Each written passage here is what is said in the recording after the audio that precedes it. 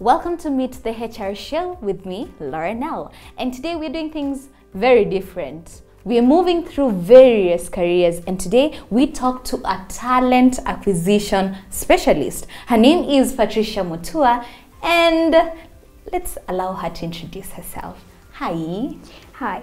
Thank you for having us. Thank you for having me as well. Welcome. Thank you. Now, I've said talent acquisition specialist. Yes. What is it all about? Wow. So, talent acquisition specialist is ideally an effort to look for candidates and also consciously creating talent pools for future vacancies. So, ideally, in a nutshell, talent acquisition is an ongoing strategy, to find people that you would need now and even in the future.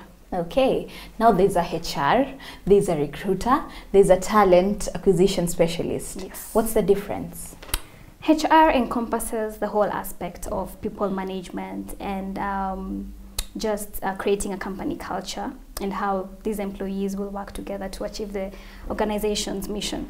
Right? Yes. So HR encompasses all aspects of from compensation and benefits, employee retention, performance management, learning and development. It's wide. Very right? wide. So talent acquisition or recruitment in this case is just a niche of it. All right? Yeah. A sector of the HR field we call recruitment and onboarding. Okay? So recruitment is basically just filling vacancies. Okay? Yeah. The difference with talent acquisition is that for talent acquisition, it's an ongoing strategy. Okay. It's not about just filling vacancies. It's also creating pools for the future to reference to, right? Yeah. So that is purely the difference. How long have you been doing this? Talent acquisition, about Yes. a year now. And I must say it has been an interesting journey of learning. I think most of the time you learn on the job, especially if you're working for a recruiter company or a consultancy firm where you get to work with various clients. I think you just have to learn on the job.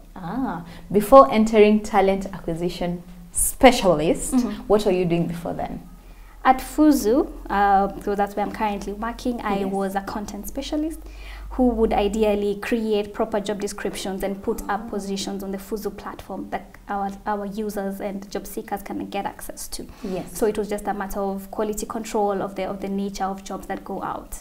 Yes. Oh, now you're working with various companies. There's a company that will come and say, I'm looking for an engineer. Another one, I'm looking for a nurse. Another one, I'm looking for a secretary.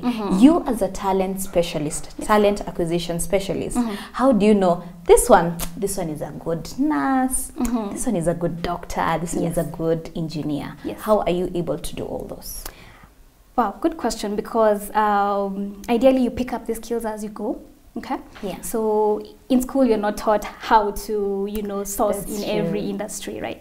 You just taught the basic core skills that you need to search and source for candidates. But in terms of picking out the right candidate, I think it has a lot of factors that come into play. One, intuition, and just a general judgment. Yeah. We can easily tell, this candidate is a good fit or a bad fit. Yes. Right?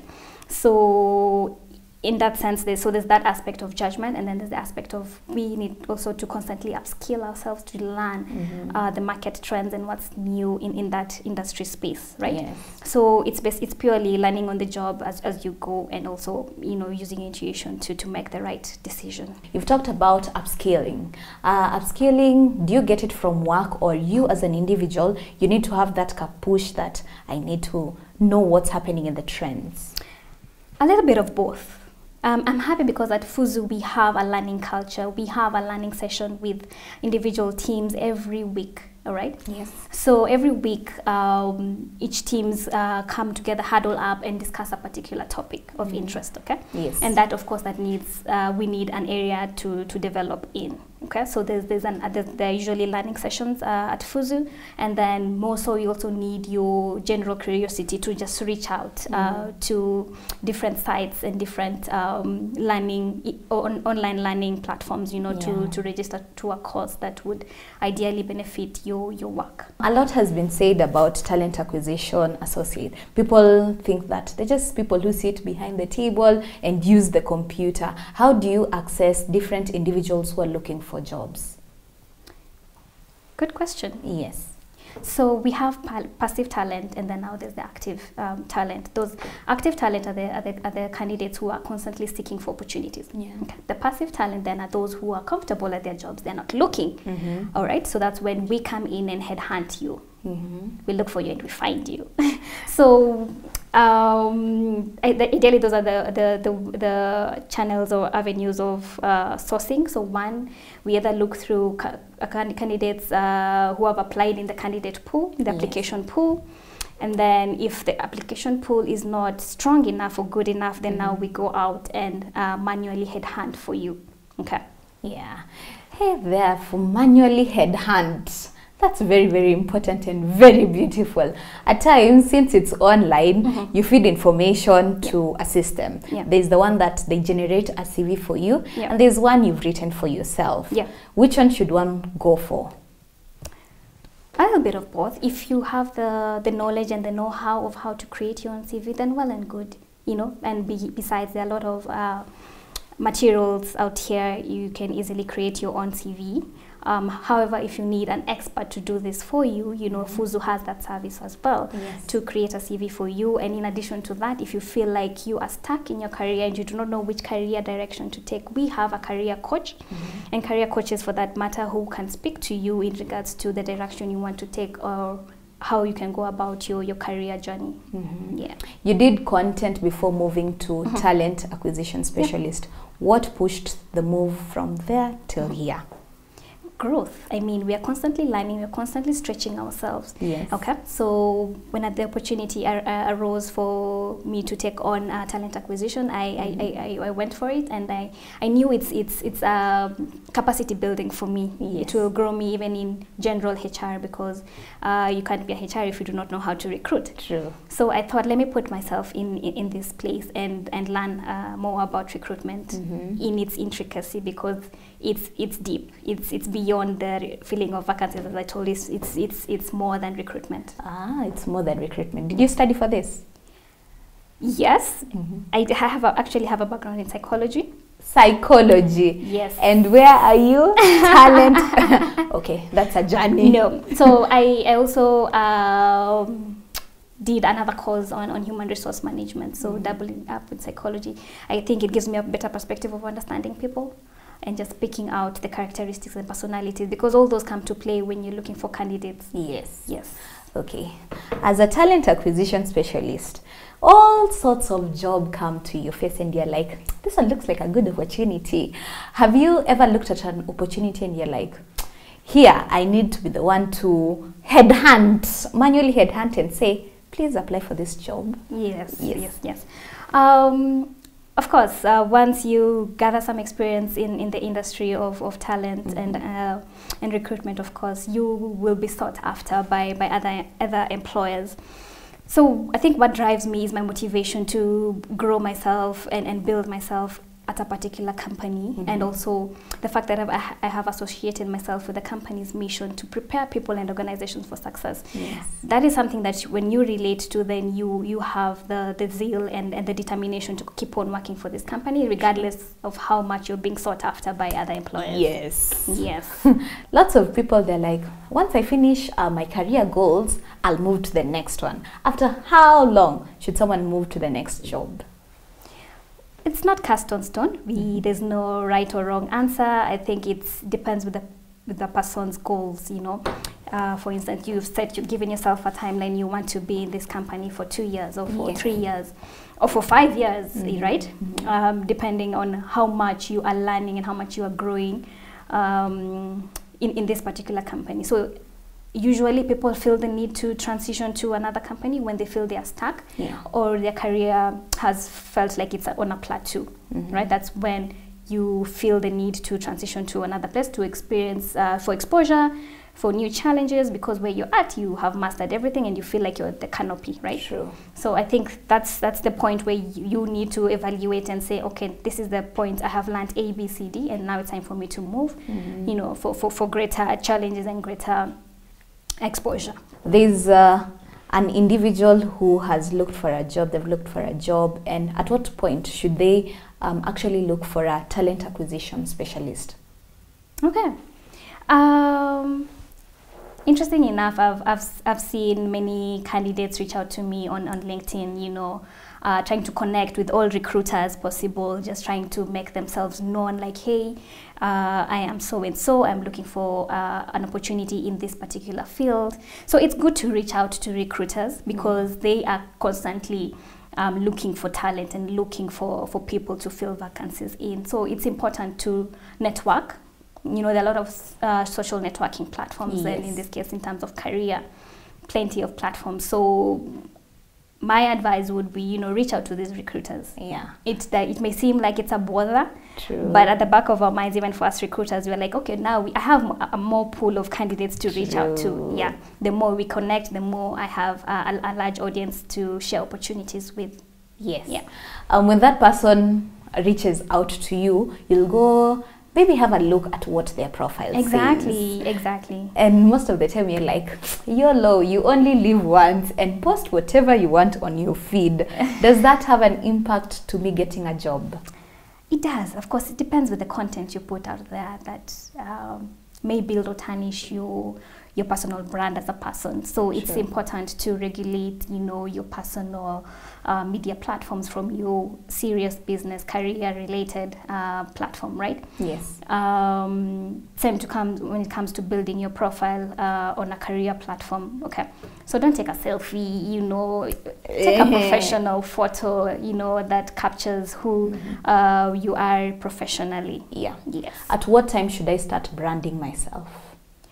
As soon as you graduate, or as soon as where you are. You know, in this case, it's not only those in employment, but also those in business, okay? You build your personal brand from the word go, how you set yourself up, how you put yourself out there. It counts a lot from the beginning. Yeah. Have you ever felt like your career, you're not getting different talents? Because at times they're like, let's wait for them to graduate, then we see if we can get other people. Have you ever felt like, I'm not getting the right people for this certain job? Definitely, yes. There are those times where you feel this role is not attracting enough people, or I'm not getting the right candidate for this particular position. Maybe because it's a new thing in the market. Okay, it could be something new, so hence you won't find someone with experience in it. All right, so that's when now you advise your employer or this client whom you're hiring for that, hey, look, this is a position that has not been in existence. Okay, so what we can do is get someone who has done something similar. Okay, not directly the same, but similar, and then you can easily train them on the job on how to actually do the job. Yes. So you can be involved in the interview process and be there. Yes. So how we work it out at Fuzu, for instance, we ideally share a shortlist to our employer clients, and then now they do their final internal interviews, all right? Because I think even in terms of culture, it's best understood from when you're inside, all right? So that hence we leave the final and last interviews to the employer. So they may decide, okay, we need, you know, your expertise in this matter, okay? So I want you to come on board and have a second opinion in the interviews that we carry out internally. So yes, we do support end to end from the time we create the job description for you to the time of the final interview, and even to maybe even creating an onboarding process if that's something that you would require as a service. In various platforms, you could see mid-level jobs, experts. What's the difference there? Okay. So in all our career journeys, of course, there's the time you begin at the graduate level, or the entry level, we may call it. That's the time when you have about 0 to 2 years of experience, all right? And immediately after graduating, that's an entry level. That's like 0 to 3 months of experience, okay? Sure. And then now you come into the experienced level. That is about 2 to 3 years of experience, okay? Yeah. Then you go to the mid-level. Okay, mid-level is you have experience of about 3 to 5 years. You're looking into or peeping into the management part of it, and then now there's a senior management, right? Yeah. And then now there's the C-suite. The C what now? The C-suite. The C-suite now, of course, is the CEOs, the COOs, the CTOs of companies. That's, I think, the pinnacle of careers But before that, we have senior managers. Okay. Now here, there you have the managers and also the senior managers. Yeah. Yeah. We have different levels. At times, you're like, I can do this. I've been doing this, but I don't have the right qualification. Should I still just apply for that job? If you feel you don't have the right skill or the right competence for this particular position, I think the best thing would be to upskill yourself. Just upskill. Take a learning course, learn something about that thing that you desire to work in. Ah, what's your greatest lesson here as a talent acquisition specialist? Greatest lesson, you always keep learning. You always keep learning. There's no one who has it all figured out. True. Even in terms of knowledge, so you need to constantly just better yourself, keep on, accept the lessons you have learned, the failures you have been through, and learn through them. So it's all about learning for me. That's my greatest lesson. Greatest lesson. Every day you learn, every day you upskill, yes, and you get to learn so much more. We've seen with the coming of COVID, we've had Zoom interviews and other avenues. Yes. Is there a difference?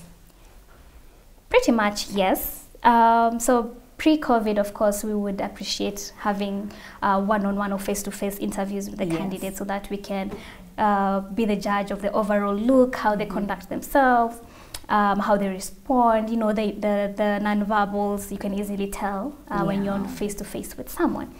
However, post-COVID now and during the COVID times, of course, you have to adapt, you have to change. True. All right, so we moved on to having online interviews, which I say are pretty much the same as face-to-face, only that now you can quickly judge the non-verbals or how kept this person can come in for an interview.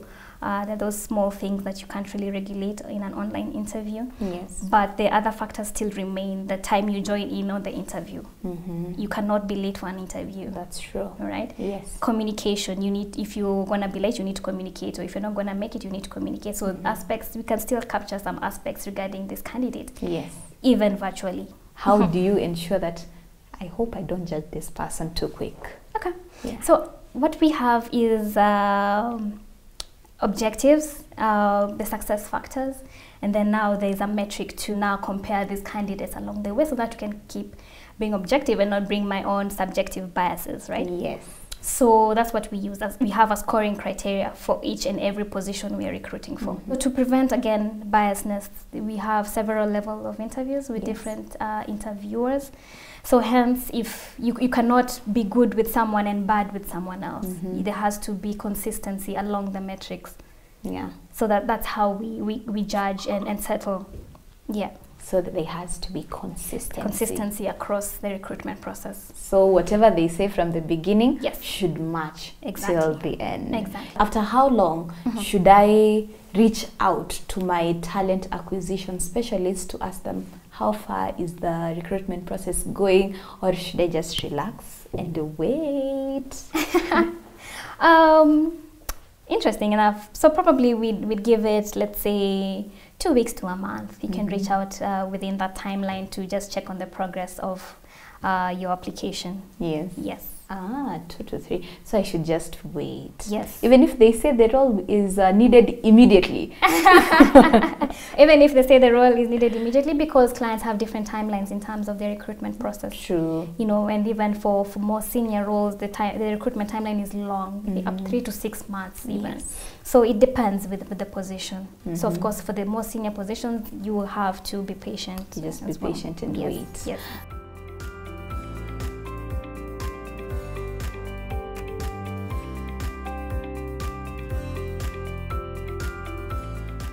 What has been your biggest challenge in your career? In my career, wow. Yes. I think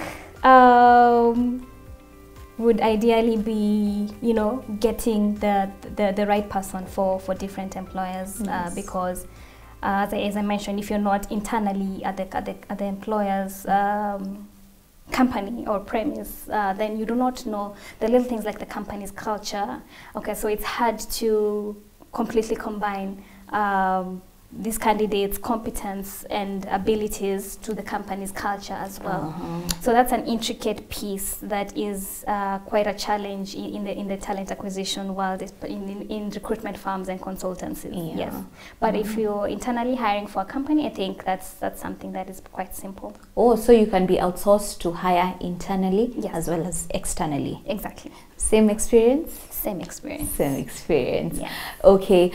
There's someone who is outside there and they're watching and they're saying, for me to be a talent acquisition specialist, should there be some attributes I need to have? As a talent acquisition specialist, ideally it's just keeping up with the trends, getting yourself knowledgeable, learning as much as possible to give you an edge, of course. But yes, I think at the end of the day, it all takes your personal judgment and objectiveness when it comes to recruiting. Ah, nice. As a talent acquisition specialist, ideally it's just keeping up with the trends, getting yourself knowledgeable, learning as much as possible to give you an edge, of course. But yes, I think at the end of the day, it all takes your personal judgment and objectiveness when it comes to recruiting. Ah, nice. What would be your parting shot? Parting shot, and ideally to our job seekers and people who are looking for new opportunities, ideally would be take your applications seriously. Okay, there are a lot of typos in application letters. There are a lot of using the same application letter in several different positions. Some even forgetting to change the name of the company. So it's important to be keen in your applications. Take them seriously, because mostly even nowadays what we use at Fuzu are different levels of tests. Okay, there's the personality test and also technical aptitude test. So you need to give it your all in every opportunity that you apply for. Yes. Yes. And for someone who would like to do such a course, what line should they look at? Okay. Basically human resource management, and then now you can specialize by taking various courses in the line of now recruitment or sourcing and talent acquisition. It's not that hard. It's not that hard. It's not that hard. It's not that hard. They should be ready and just come and say, if Patricia did it, who am I not to do it? You? Yeah, so just go for it. But it takes you to be a learner, to just keep up with the trends, because things are constantly changing. True. Yeah. And on a lighter note, do talent acquisition specialists, do they need to have that tough face and be like, so for you to get this job, should they look a little bit tough? Not necessarily. Yeah. Of course, there's the professional outlook that you have to give, but it's never that serious for recruiters. You can always have a light chat, you know, a joke thrown in there. Yeah. So it's never that serious. Never that serious, honestly. It's never that serious. Yes. Okay, thank you so much for having us. This has been a very good conversation, talking to a talent acquisition specialist. This has been amazing. This has been Meet the HR Show with Laura Nell, and we had Patricia Mutua. Till next time, bye-bye.